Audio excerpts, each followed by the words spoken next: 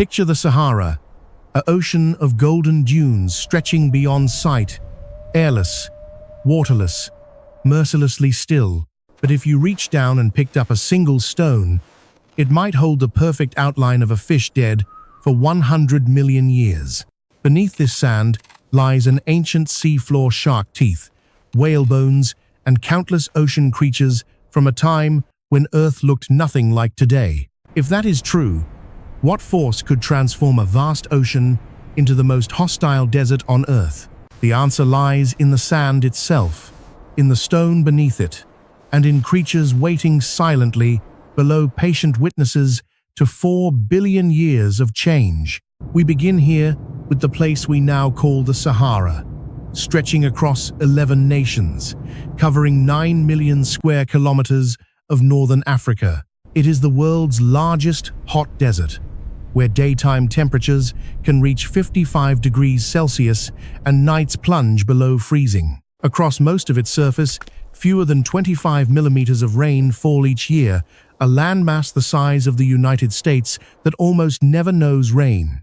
Yet within it, researchers have found fossilized snails, ancient corals, and even the bones of humpback whale ancestors from 50 million years ago. These are not random accidents. They lie in precise rock layers, stacked in chronological order pages in an immense geological diary written across deep time. To read those layers, we must travel back 375 million years to when Africa was still part of the supercontinent called Gondwana. At that time, what is now North Africa lay entirely beneath the sea, covered by a warm, shallow ocean known as the Tethys Sea. The Tethys Sea was no myth. It persisted for hundreds of millions of years, stretching from what is now Spain all the way to India. Within the Tethys, thousands of species lived, died, and sank to the sea floor, accumulating over millennia into sediment layers hundreds of meters thick. Those accumulated sediments are what we now call limestone, shale, and sandstone, the geological bedrock upon which all of North Africa rests today. This is what most people miss when they look at a desert. The ground beneath their feet is an ancient seafloor, lifted, drained, and worn down across hundreds of millions of years. If you know how to read those rock layers, every centimeter of thickness may represent tens of thousands of years of Earth's history. This is the language geologists call stratigraphy, the science of reading Earth's history from layers of stone stacked one upon another. Its foundational rule is deceptively simple. Layers below are always older than layers above, like a cake built up over millions of years, one tier at a time. That tool allowed scientists to reconstruct the complete history of an ocean that once filled the Sahara using nothing but stone. The most powerful evidence, however, came not from rock alone, but from the bones of giants lying buried beneath the desert itself. In 1993, scientists ventured into a remote Egyptian desert called Wadi al-Hitan, a name that translates simply as the Valley of the Whales. They found hundreds of complete whale skeletons, some over 18 meters long, scattered across the desert floor, as though stranded only yesterday. But these were not modern whales. These were Basilosaurus and Dorudon ancestors of today's cetaceans, creatures that swam here 38 to 45 million years ago.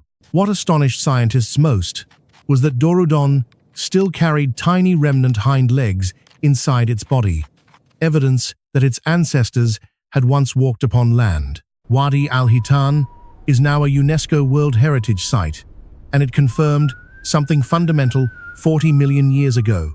This region was a warm, shallow, living sea. But whales were not the only discovery. Alongside them lay fossils of sea crocodiles, giant sea turtles, sharks, and dozens of species of open ocean fish. An entire marine ecosystem preserved in perfect detail in the heart of a desert, as though time itself froze at the exact moment the ocean retreated. But Wadi al-Hitan was only one site. As scientists surveyed more broadly, they discovered that the entire northern belt of Africa is one immense graveyard of ancient ocean. In Morocco, they found deep-sea organisms in rock. In Libya, petrified coral reefs. In Algeria, traces of vast underwater kelp forests from the Devonian period. Then, in 2009, an international team announced perhaps the most spectacular find of all, a massive Cretaceous period shark hidden within the cliffs of Morocco. Named Oncha pristis, this creature stretched over 8 meters and bore serrated, sword-like teeth, a supreme predator ruling North African seas 100 million years ago. At the same time, the Kemkem Basin of Morocco was one of the most dangerous places any creature ever lived, where even enormous dinosaurs like Spinosaurus hunted beneath the water. Spinosaurus, studied by scientists, including Nizar Ibrahim, was the largest dinosaur ever discovered, and the only one fully adapted to an aquatic life. Its skeleton revealed short, paddle-like hind limbs, dense bones for diving rather than hollow bones for flight, and nostrils positioned high to breathe while mostly submerged. This overturned everything science believed about dinosaurs. They were assumed to be wholly terrestrial creatures. Spinosaurus rewrote that understanding entirely, and all of this giant sharks, ancestral whales, semi-aquatic dinosaurs inhabited the same region that today holds not a single drop of surface water. This is the central paradox of the Sahara. The driest place on Earth was once among the most biologically rich oceans in the entire history of life. But that raises the harder question. Not why was this once ocean, but how does an entire ocean simply disappear? The answer has two layers, unfolding across two completely different timescales, one measured in hundreds of millions of years, the other in mere tens of thousands. The first layer is the story of plate tectonics, the process by which continents drift like enormous ice flows across the surface of the Earth. Between 50 and 30 million years ago, the African plate slowly collided with the Eurasian plate, and in doing so, gradually closed the Tethys Sea like a book being slowly shut. That collision built the Atlas Mountains of Morocco, the Zagros Mountains of Iran, and ultimately the Himalayas themselves, all geological scars, left by an ocean that once existed. As the Tethys retreated, the sediment layers that were once seafloor lifted into daylight, exposing hundreds of millions of years of ocean life to desert air. That is why you can pick up a rock in the Sahara and find the imprint of an ocean creature, because that rock truly once rested on the bottom of a sea. Now we arrive at the second layer of this story, less known, and in many ways, stranger still. The Sahara has not always been dry. Only 11,000 years ago, it was a green, wet landscape of lakes, rivers, and sweeping grasslands. Scientists call this the African humid period, known by the more evocative name, the Green Sahara. Evidence for the Green Sahara comes from many sources: crocodile and hippopotamus fossils in the central desert, and thousands of rock paintings depicting life beside open water. The most striking evidence lies below the desert itself. Vast underground river systems that still hold water today, preserved as fossil aquifers. The Nubian Aquifer, stretching from Libya through Egypt into Sudan and Chad, holds approximately 15,000 cubic kilometers of water, one of Earth's largest groundwater reserves. What haunts hydrologists is this: most of that water fell as rain between 10 and 35,000 years ago, when rain fell steadily over what is now desert. It never moved. It simply remained there, in darkness and silence, waiting, like a sealed memory of a Sahara that no longer exists. What extinguished those rains and returned the Green Sahara to desert? The answer involves an astronomical phenomenon called the precession of Earth's axis. Earth does not spin upright. It tilts approximately 23.5 degrees, and that tilt wobbles slowly like a gyroscope, completing one full cycle every 26,000 years. Approximately 11,000 years ago, that precession placed North Africa in a position to receive significantly more summer sunlight, completely reshaping wind and rainfall patterns. the African monsoon shifted northward, carrying Atlantic moisture deep into the continent, and for roughly 5,000 years, the Sahara bloomed into vast, green savanna. During this period, people lived throughout the Sahara, herding cattle, fishing in great lakes, leaving behind the extraordinary rock paintings still visible today at Tassili Naja. Then, around 5,000 years ago, Earth's axial precession shifted again. The monsoon retreated south, and within a few centuries, the desert returned, almost abruptly by geological standards. This means the desertification of the Sahara was not purely a slow geological process. It was also a climatic event that directly affected human populations and may have accelerated the rise of civilizations. Some researchers propose that as the Sahara dried, scattered communities converged on the Nile Valley, and that population concentration may have been the crucible from which ancient Egyptian civilization emerged. This hypothesis remains actively debated, but it points to one certainty: the story of the Sahara and the story of humanity are histories that cannot be separated. Now we descend into what many geologists consider the true mystery of the Sahara. Not why it became desert, but what lies hidden beneath its sand. The majority of the Sahara's surface is not sand. Only around 25% of the desert consists of the rolling dune fields most people imagine. The rest is hamada, bare rocky plateaus, and vast gravel plains stretching for thousands of kilometers with almost no sign of life. Beneath those bare rock surfaces, space-based radar has revealed something no one expected: a vast network of ancient rivers, dry for thousands of years. In 1981, NASA's Space Shuttle Columbia beamed radar through Saharan sand and discovered hidden river valleys beneath known as the African Paleo-Drainage System. These buried rivers were enormous. Some spanned tens of kilometers wide, hundreds of meters deep, once pouring water into the Mediterranean at volumes comparable to the modern Amazon. Within the clay and sand of those buried channels, researchers found fossils of fish, freshwater snails, and even pollen from tropical plant species that could not survive in the Sahara today. Those pollen grains are fragments of a lost world preserved inside the bone-dry earth, microscopic evidence of an entirely different ecosystem. But the story of what lies beneath Saharan sand does not end there.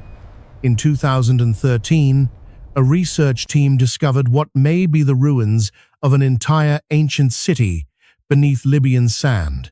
Using ground-penetrating radar and satellite imagery, they mapped streets, buildings, and structures buried under 50 meters of sand, dating back over 2,000 years. This is what desert does. It does not destroy the past.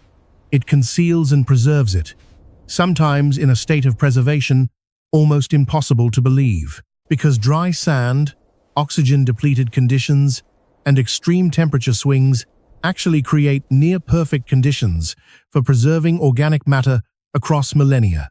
Naturally mummified human bodies have been recovered from the Sahara, entirely preserved by heat and dry sand alone, without any deliberate intervention by human hands.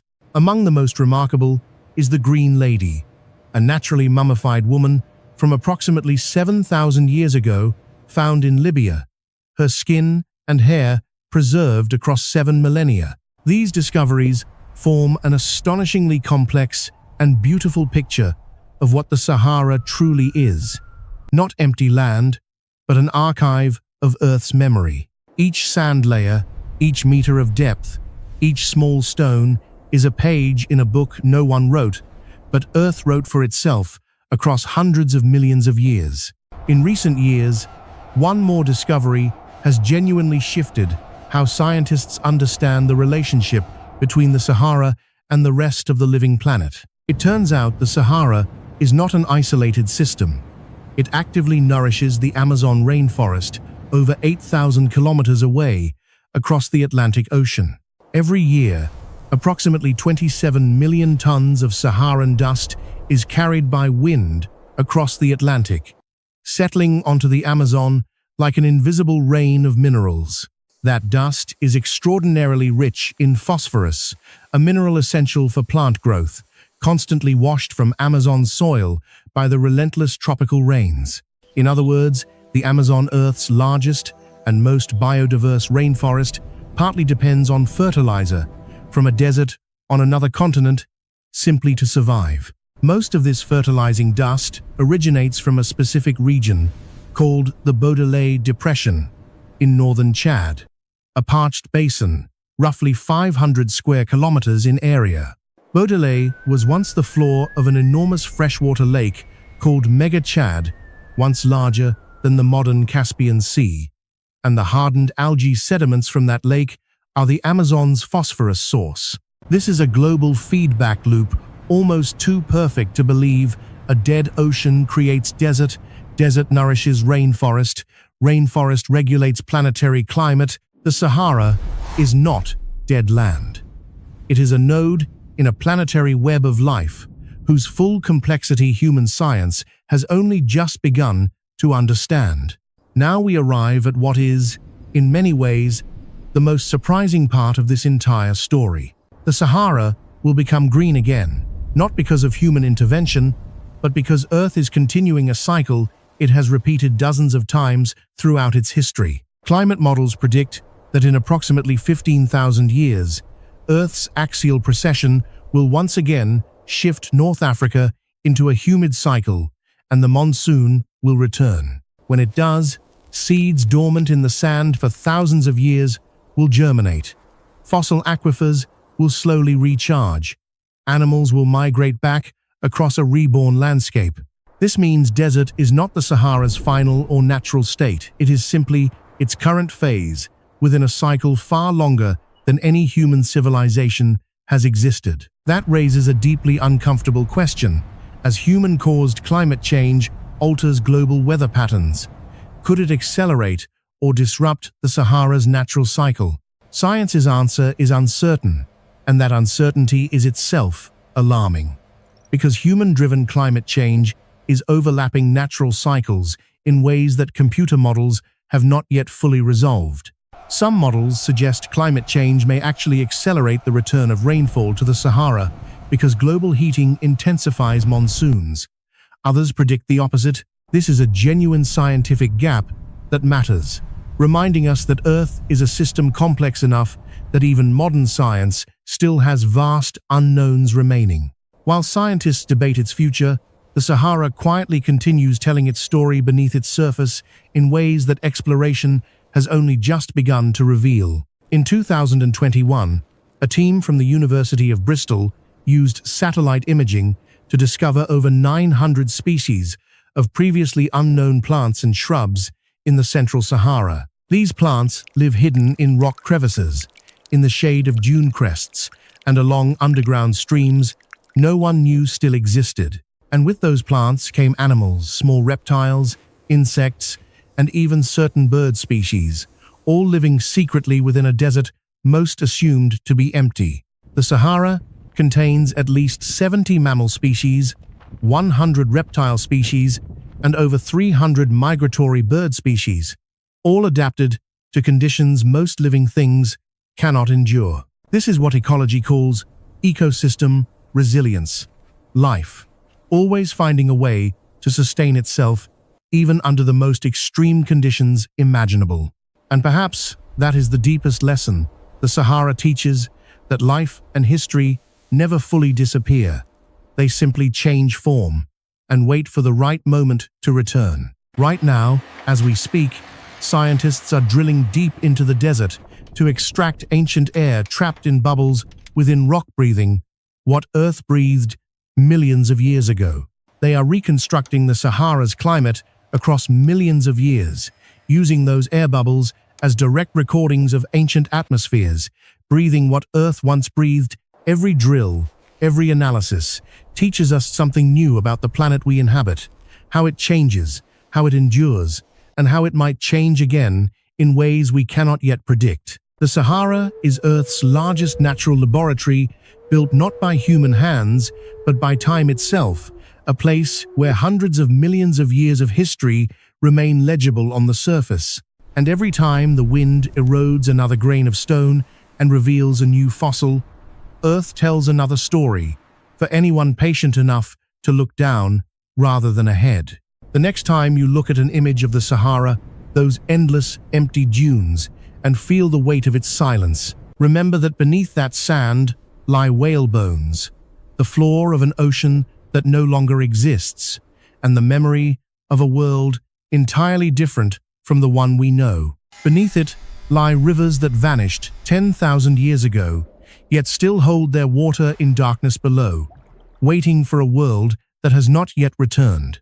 Remember that right now, this desert is nourishing the Amazon, carrying phosphorus across the Atlantic in a connection no one sees, yet everyone on Earth depends upon. And remember, this has not always been so and will not always remain so. Earth never stops changing, even when it moves too slowly for any single human life to witness. The Sahara was once ocean. It was once green savanna. It will be green again. And beneath its sand lie the silent witnesses of every transformation patient beyond imagining. The next time you pick up a stone and turn it over, look closely, because perhaps, just perhaps, you are holding a creature that last saw the sun 100 million years ago.